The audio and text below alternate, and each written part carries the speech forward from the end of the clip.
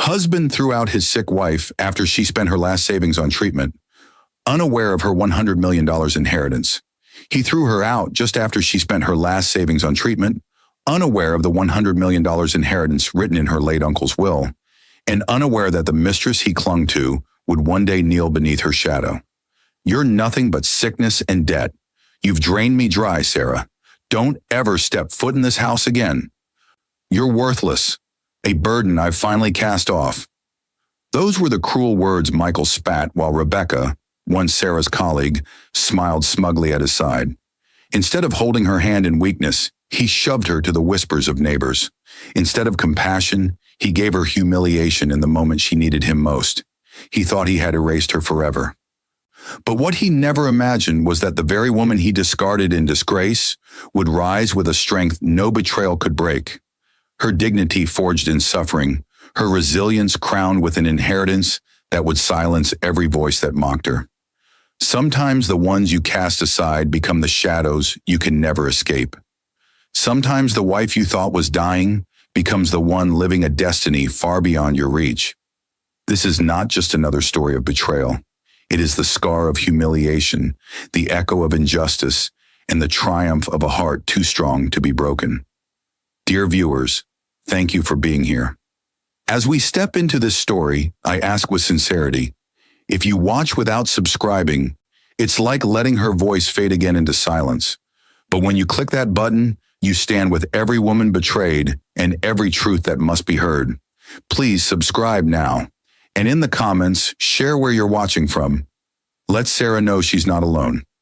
Sarah clutched her thin wallet so tightly her knuckles turned white. The hospital cashier's voice echoed like a hammer.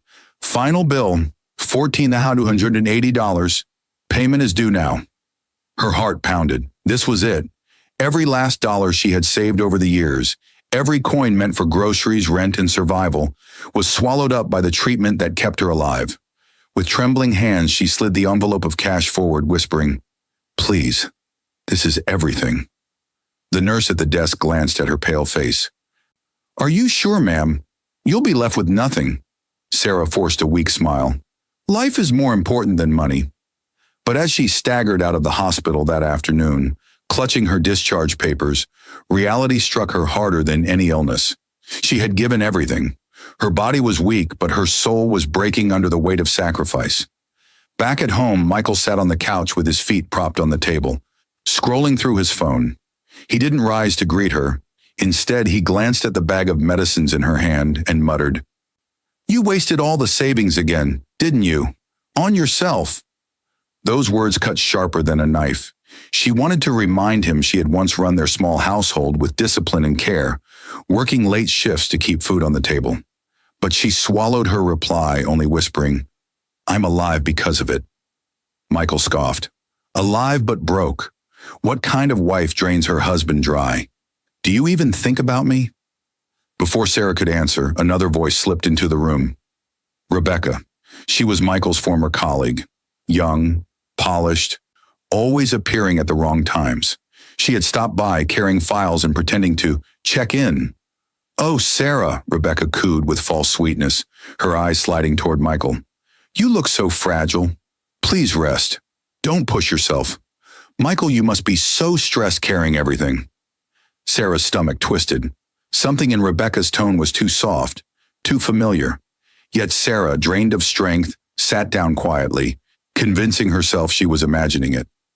Outside, neighbors gathered by the fence, gossiping as always. "Poor Sarah," one whispered. "She's sick and wasting money. That husband of hers deserves better." Another laughed cruelly. "A weak wife only drags a man down." Sarah closed her eyes, but she couldn't shut out their voices. She had given her all, and yet the world saw only weakness. She thought she still had Michael's loyalty. She thought Rebecca's kindness was genuine. She thought neighbors would understand. But as Michael leaned closer to Rebecca, smiling at something she whispered in his ear, Sarah felt an invisible crack open wide between them. The imbalance was no longer just money. It was trust, loyalty, and love slowly shifting away from her. And deep inside, though she fought it, Sarah knew her greatest sacrifice was about to cost her more than money. She never knew this was just the beginning. The sound of paper slamming against the table shook Sarah to her core. Michael had tossed another bill in front of her. "Do you see this?" he shouted, veins bulging on his neck. "Another $5,000. For medicine, for tests, for God knows what. You're draining me alive, Sarah." Sarah flinched, clutching the edge of her chair. The hospital discharge papers she had carried home yesterday now seemed like chains binding her spirit. The more she tried to hold her family together, the more she was painted as a burden. Later that morning, she returned to the clinic for a follow-up. Dr. Wilson, her longtime physician, greeted her with concern etched on his face. He was a tall man in his 50s, known for his honesty and compassion. Unlike others, he spoke with a gentleness that made his words heavier, not lighter.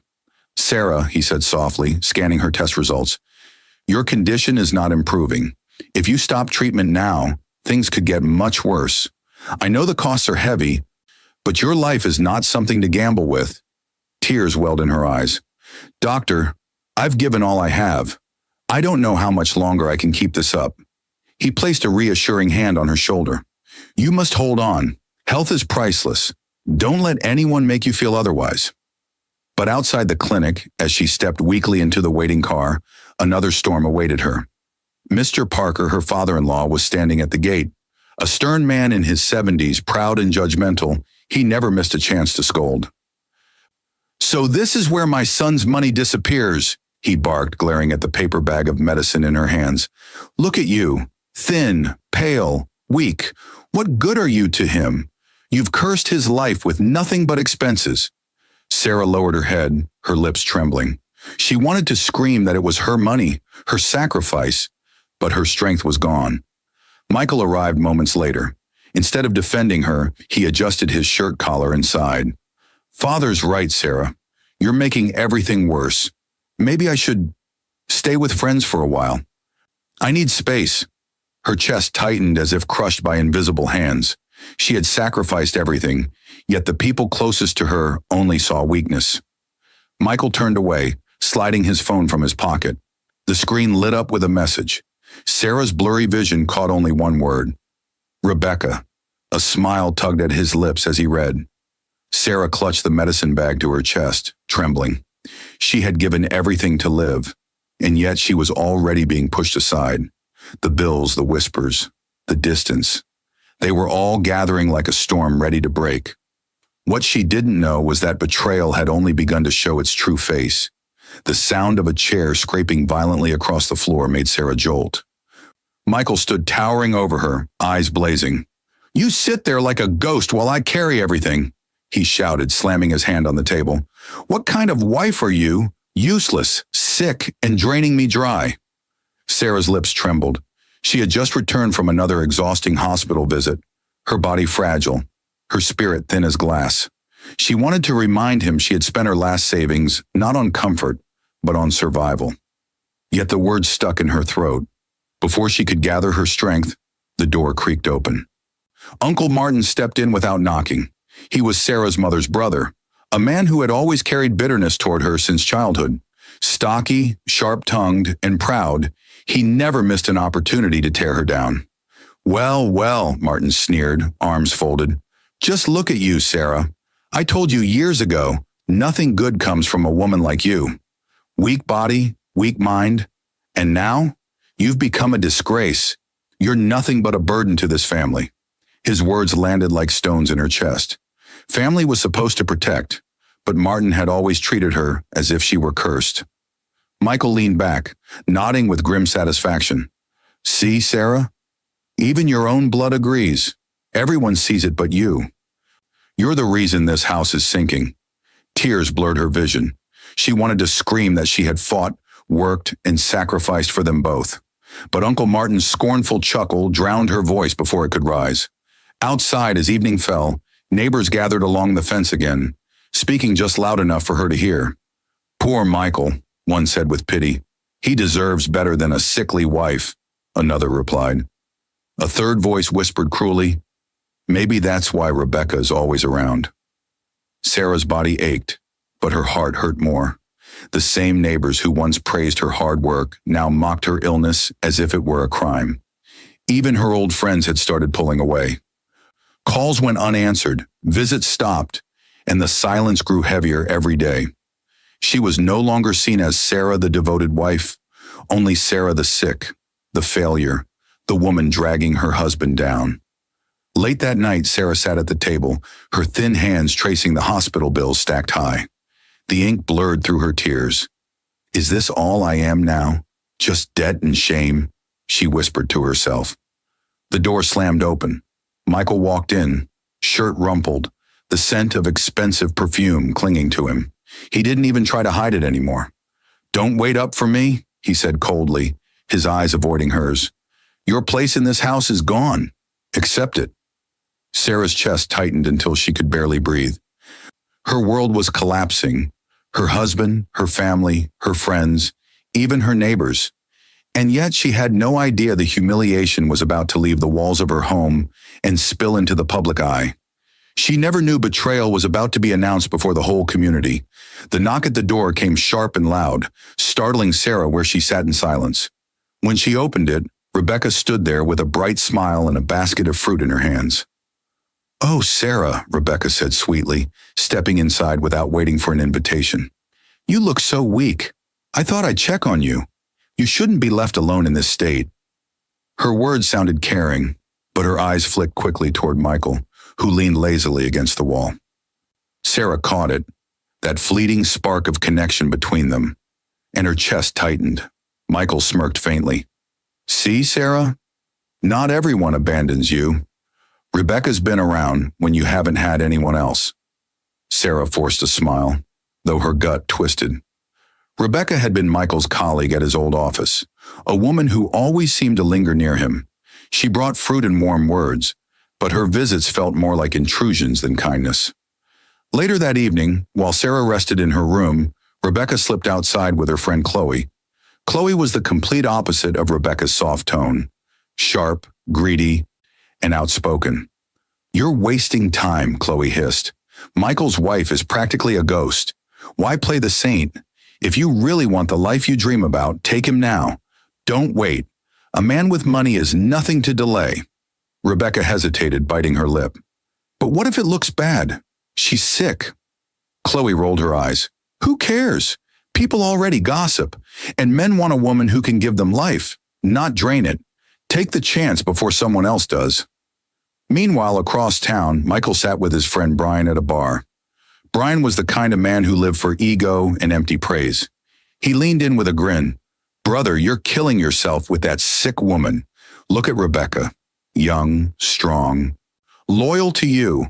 Stop pretending you don't see it. You deserve better. Why waste your years on a dying wife?" Michael took a deep gulp of his drink. "You think so?" Brian slapped his shoulder. "I know so. You're the man. Don't chain yourself to a sinking ship. Step into the life you deserve." Back home, Sarah sat by the window, gazing at the dark sky. She replayed Rebecca's smile, Chloe's whispers she had overheard faintly, and Michael's growing distance. Her body was weak, but her spirit was still listening, still noticing. She whispered to herself, "Not everyone who brings fruit comes with love." The front door creaked. Michael and Rebecca entered together, laughing at something private. Their laughter froze when Sarah's eyes met theirs from the shadowed corner. For the first time, Sarah felt the walls of her marriage cracking wide open, and the world outside was about to see it. She never knew the betrayal was about to spill into the public square. "Get out!" Michael's roar thundered through the compound as he yanked the door wide open and shoved Sarah toward the crowd outside. His hand was rough on her frail shoulder. Neighbors gasped as the sickly woman stumbled onto the dusty ground, her medicine bag spilling open, bottles rolling everywhere. Before she could steady herself, Michael flung a stack of papers at her. They slapped against her chest and fluttered onto the street like dead leaves. Divorce papers. "You're no wife of mine anymore," he spat. "Sign them, Sarah. Today, in front of everyone. I won't carry your sickness or your debts another day." Sarah froze, her chest heaving as the neighbors pressed closer. Whispers rose like fire around her. "Is this really happening? She's being divorced in the street? Poor thing. Or maybe she deserves it." Her trembling fingers picked up the papers. Her eyes blurred as she tried to focus on the harsh words, Petition for divorce. Each letter stung like poison. Michael wasn't alone. Rebecca stepped boldly beside him, her hand sliding around his arm as though she had always belonged there. She smirked at Sarah, then raised her chin to the onlookers. "You all see," Rebecca said sweetly, though her eyes glittered with pride. "Michael deserves happiness. He deserves someone who can give him life, not drain it." The crowd buzzed louder. Sarah's heart pounded painfully in her chest. She wanted to scream, to remind them all of her sacrifices. The late nights, the money spent, the battles with her failing health. But her voice cracked before it could rise. From behind, Mr. Parker, Michael's father, stepped forward with his cane. His voice was sharp and merciless. "My son is right. A wife should bring honor, not shame. Sarah, you failed this family. It's better you leave now before you drag him deeper into the mud." The words crushed her, not just from Michael, not just from Rebecca, but now from the man she had once called father. The entire weight of the family had turned against her. She bent to gather her spilled medicine, her hands shaking, her breath shallow. The divorce papers lay on top of the pile, mocking her. For a moment, she closed her eyes and remembered her wedding day. Michael's vows, his smile, the promise to love her through sickness and health. That memory burned now like a cruel joke. When she looked up again, Michael was already walking away with Rebecca on his arm, waving proudly to the gossiping neighbors as though parading a trophy. Sarah collapsed to her knees, her body too weak to rise, her dignity torn to shreds before the entire community. And yet, as she clutched the papers to her chest, she felt a strange stillness. Something deep inside whispered that this wasn't the end. It was the dark valley before a rise no one could see. She never knew that after despair would come a letter that would change her destiny forever. The slam of the gate echoed like thunder in Sarah's ears. Michael's shadow disappeared down the street, Rebecca clinging to his arm like a prize. The crowd dispersed slowly, their whispers clinging to her skin like thorns. "Pathetic," one neighbor muttered. "She'll die alone," another sneered. Sarah collapsed on the cold ground, clutching the divorce papers against her chest. Her medicine bottles lay scattered in the dust. With every shallow breath, she felt her strength slipping away. Then a harsh voice cut through the silence. Uncle Martin stood above her, arms crossed, lips curled into a bitter smile. "You see, Sarah," he barked, "this is what you get for being weak. You always thought you were better than everyone. Now look at you, thrown out, worthless, abandoned. You brought shame to this family and don't expect me to carry you." The words stabbed like knives. She wanted to remind him that she had worked, sacrificed, endured. But her throat was too dry, her spirit too broken. Tears blurred her eyes as she whispered, "Uncle, please." He spat on the ground beside her. "Don't call me that. I don't carry failures in my blood." Then he turned and walked away, leaving her trembling in the dirt. As the shadows lengthened, a gentler voice called her name. "Sarah?" She lifted her head weakly. It was Thomas, her younger brother, estranged for years after a bitter family rift.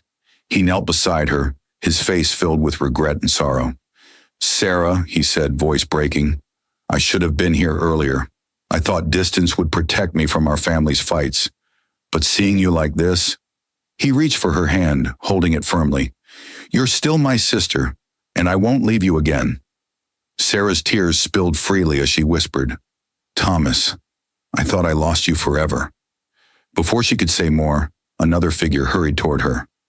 Martha, a middle-aged caregiver who had once nursed Sarah during her treatments, crouched beside her. Her touch was firm, practical, but her eyes were kind. "Don't speak," Martha said gently. "Save your strength. You need care, not arguments." She began gathering the medicine bottles, wiping the dirt from Sarah's hands.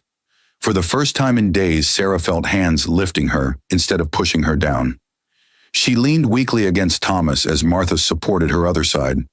Inside Thomas's small car, silence filled the air. Sarah closed her eyes, her chest rising and falling slowly. She could still hear the echoes of Uncle Martin's cruel voice, Michael's betrayal, Rebecca's smug smile. But beneath it, she also heard Thomas's promise and Martha's steady reassurance. It was the faintest flicker of light in her darkness, and though she was too weak to realize it, That light would soon lead her to a revelation greater than anything she had imagined. But for now, her body gave in. Her cough shook the silence, and blood stained her handkerchief. Thomas and Martha's eyes widened in fear.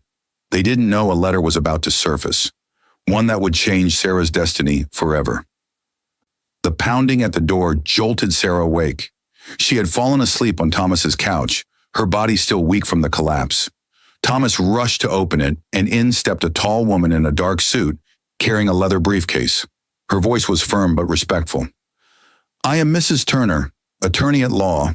I need to see Sarah Johnson immediately. It concerns her late Uncle Edward." Sarah sat up slowly, confusion in her eyes. Uncle Edward? He had been the quiet, distant elder in her family. A man of principle, a man she thought barely noticed her struggles. Why would his lawyer come now? Mrs. Turner set the briefcase on the table and opened it with precision. She pulled out a sealed envelope, yellowed at the edges. "This letter was written before Mr. Edward passed away. He instructed me to deliver it only when Sarah reached her lowest point." Thomas's brows furrowed. "Lowest point? She's already been humiliated, betrayed, and thrown out. What more could they mean?" Sarah's fingers shook as she tore open the envelope. Inside was a handwritten letter, bold strokes across the page. "My dear Sarah, if you are reading this, it means the world has tried to break you. Do not despair. The fire you are walking through is not to destroy you, but to refine you. I have set aside a great inheritance, but it comes with one condition. You must never use it for revenge, only for purpose. Let your pain become light for others. Stand tall, even when the world calls you weak. The storm is not the end, but the beginning of your rise." Sarah pressed the letter to her chest. Tears streamed down her face, not of sorrow this time, but of something new, hope flickering through the ashes of despair. At that moment, Reverend James entered quietly. He was a kind elder from a nearby church, known for visiting the brokenhearted. His voice carried gentle authority as he said, "I heard of your suffering, Sarah, and I came to pray. But now I see the Lord has already sent you a message through your uncle." He sat across from her, his eyes warm but piercing. "Do not give in to anger. Do not let their cruelty define you. The world thinks you are finished, but heaven knows you are only beginning. Use this gift wisely, and your story will heal many." Sarah gripped the letter tighter. For the first time since her betrayal, her shoulders straightened slightly, her eyes no longer only filled with defeat. But outside, on the same street, Rebecca's laughter echoed as she walked arm in arm with Michael, their shadows stretching toward the house. Sarah didn't know it yet, but while hope was being placed in her hands, greed was drawing closer, ready to test her new resolve. She never knew the letter was only the first step toward a fortune that would change everything. "Sit down, Sarah. What you're about to hear will change your life." Mrs. Turner's voice filled the quiet law office. The heavy blinds were drawn, the door locked, the air thick with anticipation. Across the table, Sarah sat trembling, her brother Thomas by her side, Martha's supportive hand resting gently on her arm. With a click, Mrs. Turner placed a thick folder on the desk. Her eyes met Sarah's with calm authority. "Your late Uncle Edward left you as his sole heir. His estate is valued at $100 million. But it is not just money, it is responsibility. His conditions are strict." The words hit like a thunderclap. Sarah gasped, her breath shallow. 100 million? It was too vast to imagine. She, the woman thrown into the street like trash, was now the heiress to a fortune that could reshape lives. Thomas gripped her hand tighter. "Sarah, do you understand what this means? You'll never have to bow to anyone again. You'll never be called worthless again." Tears pricked Sarah's eyes, but she shook her head gently. "This isn't for revenge. Uncle Edward's letter said it clearly. This must be used for purpose, not pride. If I lose sight of that, then I fail him, and I fail myself." At that moment, the office door opened, and a younger woman stepped in. She was petite, with kind eyes behind simple glasses, carrying a stack of documents. "This is Olivia," Mrs. Turner introduced. "My assistant. She will help you handle the paperwork discreetly. Olivia is loyal, trustworthy, and understands the importance of confidentiality." Olivia smiled warmly. Sarah, I'll make sure your name is protected.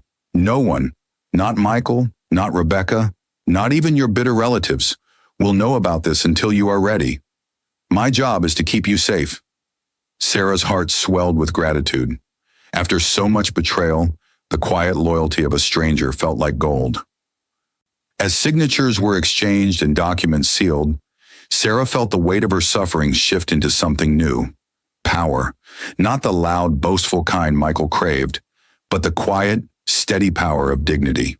When the final paper was signed, Mrs. Turner closed the file with a decisive snap. It's done. You are now in control of your uncle's legacy. But remember, use it with wisdom. His eyes are still on you, even from the grave. Sarah exhaled deeply, her hands trembling over the fresh documents. For the first time in months, she felt not just alive, but anchored to a future. But outside the law office, unseen to her, Michael leaned against his car, Rebecca at his side. They had followed her here, suspicion flickering in their eyes. Michael narrowed his gaze. Why would she come to a lawyer? She has nothing left. Rebecca smirked. Unless she's hiding something. Sarah didn't know it yet, but the very people who had cast her away were about to circle back, not with love, but with greed sharpened like knives. She never knew that Michael's false regret was already forming, waiting to knock at her door. The pounding on the door was so violent that Thomas leapt to his feet. Before he could reach it, the door swung open with a crash. Michael stormed in, his hair disheveled, his eyes swollen as if he had been crying all night. He dropped to his knees so suddenly that Sarah flinched. Sarah, he wailed, clutching at her dress. Forgive me. I was a fool. Rebecca deceived me. She used me. I see it now. You're the only woman who ever truly loved me. Please, take me back. His tears spilled, his voice cracked, and for a moment anyone else might have believed him. But Sarah, frail though she was, saw something cold flicker behind his eyes.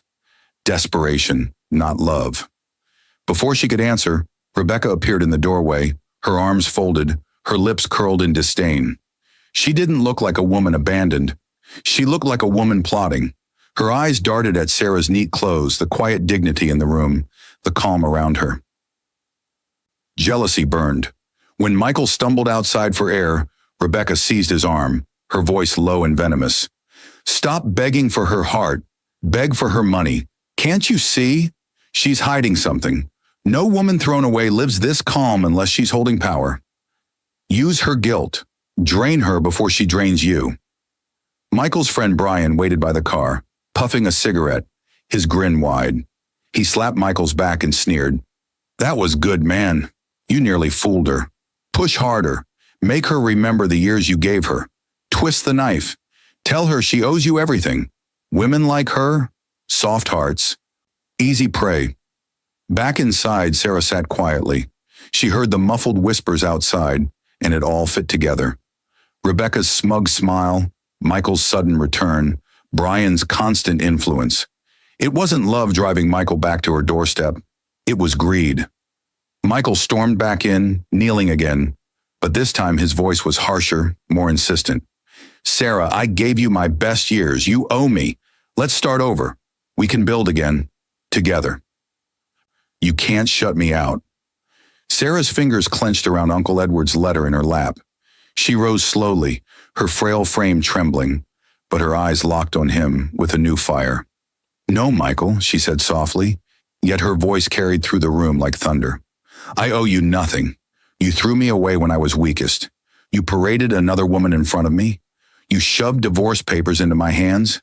That door you closed? I will never open it again. She stepped forward, her thin hand reaching for the door. Her brother Thomas stood ready beside her, Martha at her back. Sarah pulled the door wide open and pointed to the street. Leave, and do not come back. The slam echoed like a gavel, final and unshakable. Outside, Michael staggered, Rebecca seethed, and Brian's grin finally faltered. The mask of control was slipping from their hands. Inside, Sarah leaned on the wall, her chest heaving. She was still weak in body, but for the first time, she felt strong in spirit. She had chosen dignity over manipulation.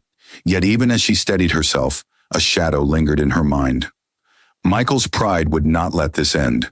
She never knew his hunger for wealth was about to drag them all into ruin. The shriek of laughter echoed through the boutique as Rebecca strutted inside, her arms stacked with glossy shopping bags. Diamond earrings sparkled at her ears, a new designer handbag swinging from her wrist. Every step was a performance, her heels clacking like applause meant only for her. "Michael bought me this one," she bragged loudly to the clerk, holding up a silk gown.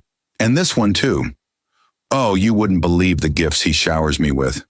Poor Sarah never had this taste. I'm living the life she could only dream of." The clerks forced polite smiles, but whispers rippled among the customers nearby. "Isn't that Sarah's husband? Weren't they struggling with hospital bills? Strange, where's all this money suddenly coming from?" Rebecca ignored the murmurs, basking in her illusion of victory. But at the corner of the shop, Chloe, her closest friend and partner in ambition, leaned against a rack with her arms crossed, her expression sour. "You're flashing too much, Rebecca," Chloe snapped quietly. "This won't last forever. Michael's not as rich as you think. If you're smart, you'll secure someone with deeper pockets before it all dries up." Rebecca frowned. "Michael promised me everything. He's giving me what I deserve." Chloe rolled her eyes. "Deserve? Look around you. His money is leaking like water from a broken bucket. He can't keep up with your lifestyle. And when it runs out, don't expect me to stick around to clap for you. I want real wealth, Rebecca, not scraps from a desperate man." With that, Chloe turned on her heel and left, her loyalty evaporating with the sound of her heels clicking against the floor. For the first time, Rebecca felt the weight of doubt settling on her chest. Meanwhile, across town, Michael tried to keep up the image. He stood at a local gathering, boasting to old acquaintances. "My wife, Rebecca, she deserves the best. I can provide it. Don't compare me to men who struggle. I'm above that." But the men whispered behind his back. "Wasn't he the one who threw Sarah out like trash? He acts rich, but I heard his business deals are falling apart. Pride comes before the fall. Watch him." The false crown on Michael's head was slipping. Every dollar spent on Rebecca's glitter cut deeper into his empty accounts. And yet he kept smiling, desperate to hold on to an image already cracking.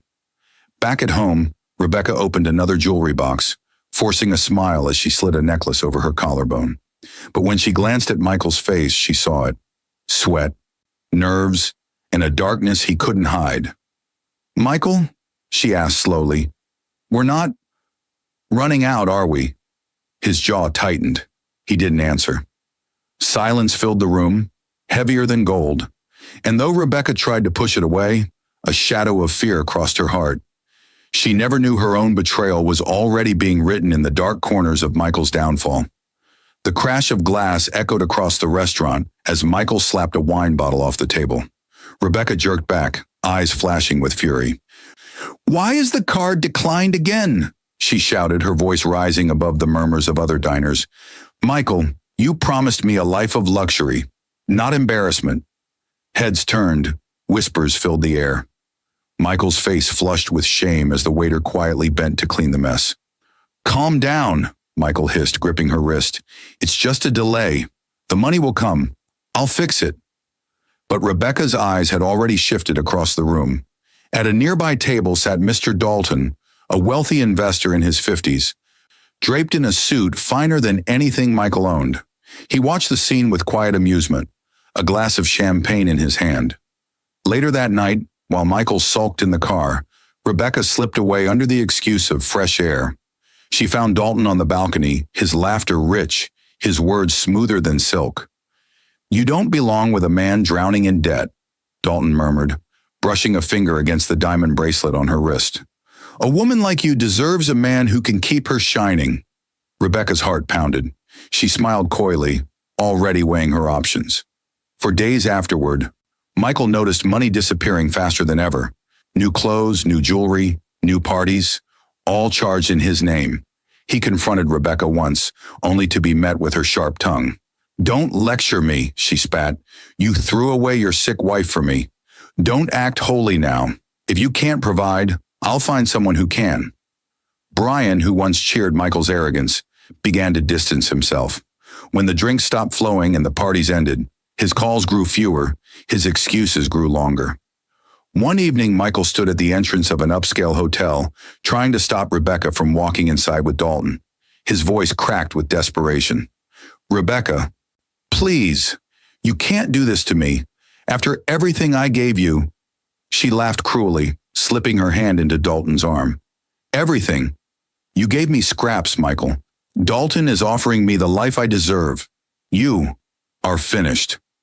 The hotel guard stepped forward, pushing Michael back as Dalton and Rebecca disappeared inside. The door closed, shutting him out. For the first time, Michael felt the sting of abandonment pierce his chest. The humiliation was public, the betrayal undeniable. He staggered back into the night, broke, alone, and mocked by the very people who once admired him. The same taste of betrayal he forced on Sarah had now become his own bitter drink. But worse storms were coming, because while Rebecca had found her new place, Michael's downfall was only just beginning. He never knew that true loyalty was about to shine, and it wouldn't be his to claim. The coughing fit hit Sarah so hard she nearly collapsed in the middle of the street. Her knees buckled, the medicine bag almost slipping from her weak hands. Martha rushed forward to catch her, panic flashing across her face. "Sarah, breathe slowly. You're safe. Don't push yourself," Martha said firmly, guiding her to a bench. Thomas ran to a nearby pharmacy for water, his expression grim with worry. People passed by, staring at Sarah but not stopping, some even whispering cruel words as they hurried along. "Isn't that the woman whose husband left her?" one muttered. "She looks worse every day," another sneered. Sarah's eyes welled up. It was the same world that mocked her collapse, the same world that had celebrated her shame. But then Thomas returned, kneeling by her side, his hand steady. "Don't listen to them," he said. "You're my sister, Sarah, and I won't let you fight this battle alone anymore. I left once. I won't make that mistake again." The sincerity in his voice broke through her despair. For years, their family feud had left a gap between them, but here he was, carrying her weight when others mocked her. Martha added firmly, "And I'll stand too. You're not alone. I've nursed people who had no one, and I won't let you go through this valley without care. As long as I'm alive, you'll always have a hand to steady you." Sarah's lips trembled. For the first time in so long, she felt arms holding her instead of pushing her away. They flagged down a taxi. A beat-up yellow cab screeched to a halt. The driver, a middle-aged man with kind eyes and calloused hands, stepped out quickly to help them load Sarah in. When Thomas reached for his wallet, panic spread across his face. He had forgotten his cash in the rush. I don't have enough money right now. I'll pay double later, I swear." The driver shook his head with a gentle smile. "Don't worry, I see her condition. A woman in this state shouldn't be left on the road because of money. Sit down, we'll get her home safe." Sarah's chest tightened, but this time not with pain. It was the weight of kindness. Simple, honest, unexpected kindness. She whispered, "Thank you, sir. You don't know what this means to me." The driver met her eyes through the rearview mirror. Sometimes all a person needs is someone willing to carry them 1 mile further than the world is willing to go. Tears slid down Sarah's cheeks as she leaned against Thomas's shoulder, Martha holding her hand. For the first time in months, she felt the fragile beginnings of trust and hope returning. But outside the window, the city buzzed with whispers. Some faces looked on with pity, others with scorn. And in the shadows, Michael's prideful figure lingered, watching silently as the cab carried her away. Sarah didn't know it yet, but while true loyalty was finally blooming in her life, Michael's world of lies was crumbling faster than he could control. She never knew that resilience would soon build into a force that even her enemies couldn't silence. The hammer struck the wooden frame with a loud crack that echoed across the street. Neighbors gathered curiously, watching as construction workers hurried back and forth. But these weren't ordinary workers. Among them were women who had once been mocked for their illnesses, men rejected after accidents, and young people abandoned because of disability. At the center of it all stood Sarah, pale but resolute, directing with a clipboard in her hand. Her voice rang clear despite her fragile frame. "Every hand matters here. No one is too broken to build again." Martha moved quickly beside her, guiding volunteers and making sure Sarah didn't overexert herself. Thomas lifted heavy boards, his shirt drenched in sweat, determined to be the shield Sarah had lacked for so long. The community whispered from a distance, "Is that Sarah? The same woman Michael threw out? She's hiring the weak, the rejected. What is she doing? Building something bigger than revenge." Inside the newly painted building, Reverend James stood by Sarah, his Bible in one hand. His deep voice carried both comfort and conviction. "Out of suffering comes light," he said softly. "Sarah, you are turning pain into purpose. Do not forget, this is not just for you. It is for every person who once thought life was over." Sarah lowered her head, tears brimming. "I was left with nothing, but in my nothingness, God gave me everything. I cannot waste this chance." One by one, old supporters who had drifted away began to return. Mrs. Jenkins, an elderly woman who once bought from Sarah's small shop, stepped forward with a donation of fresh vegetables for the workers. "I misjudged you," she whispered, gripping Sarah's hand. "Forgive me." Others followed. Small gifts, kind words, hesitant apologies. The same mouths that once mocked her now began to praise her. But Sarah never lifted herself with pride. Instead, she looked at the rows of wheelchairs, the patients-turned workers, and said, "This foundation is not mine alone. It belongs to all of us who know what it means to be broken and to rise again." The first signboard was lifted into place. New Dawn Foundation. The crowd gasped as they read it. Hope flickered in the eyes of people who had never believed in second chances. But as cheers spread, Sarah caught sight of a face in the distance. Michael.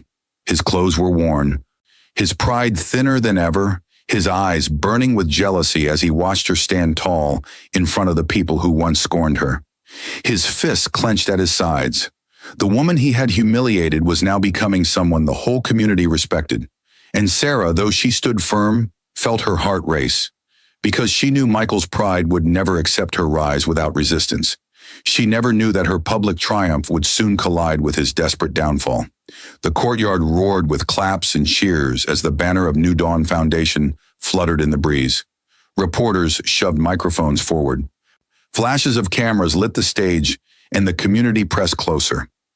At the center, Sarah stood gracefully, cane in hand, her voice rising above the noise. "I was once called worthless," she declared, her eyes shining. "I was once thrown out when I was weak. But today I stand alive because pain did not destroy me. It shaped me into purpose. New Dawn is proof that no one's suffering is wasted." The applause thundered, echoing through the streets. Suddenly, a broken figure pushed through the crowd. Michael. His clothes were wrinkled, his shoes scuffed, his face pale with shame. He stumbled forward and dropped to his knees in front of her. "Sarah," his voice cracked.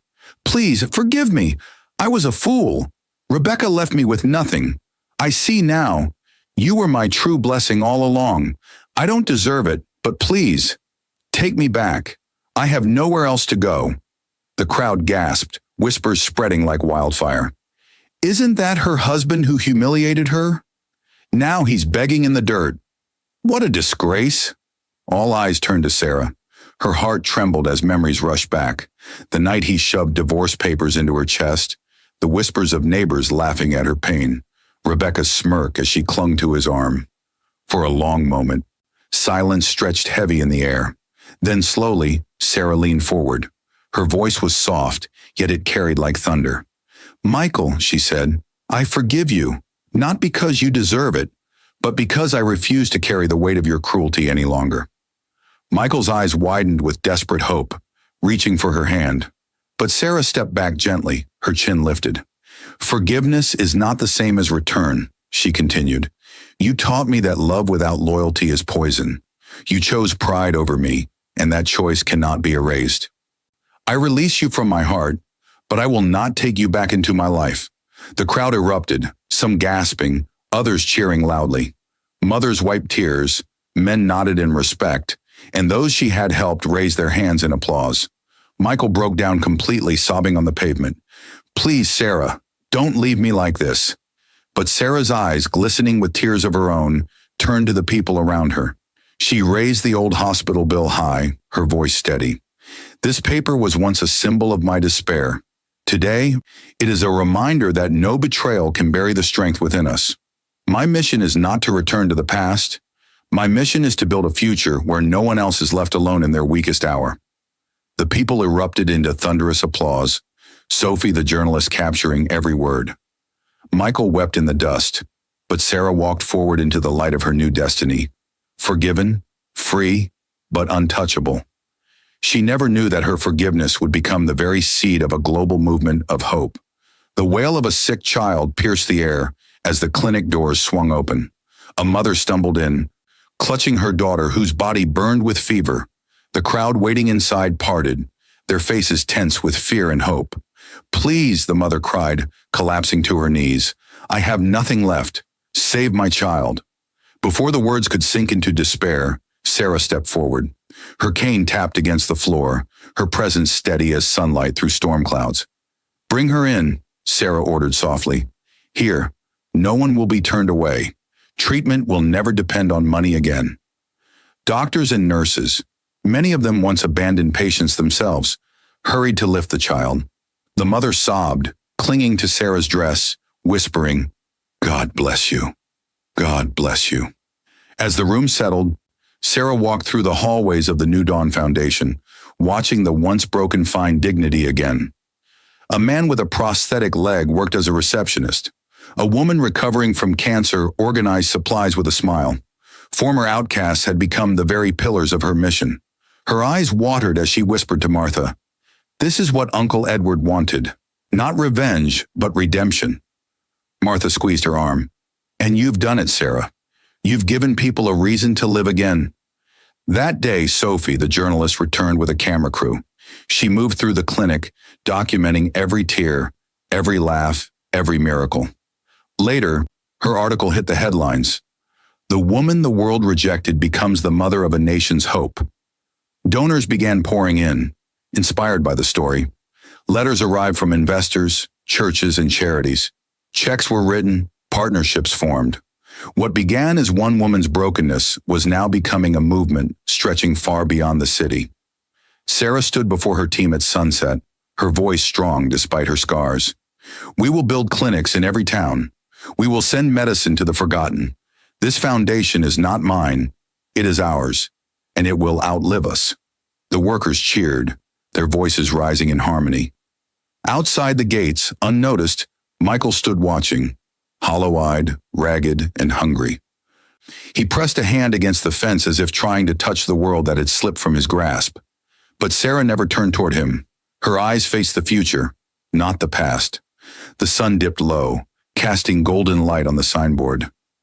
New Dawn Foundation. Sarah closed her eyes, whispering to herself, "What was meant to bury me became my wings." The cheers swelled again. The poor, the sick, the forgotten, all raising their hands, not in sorrow, but in gratitude.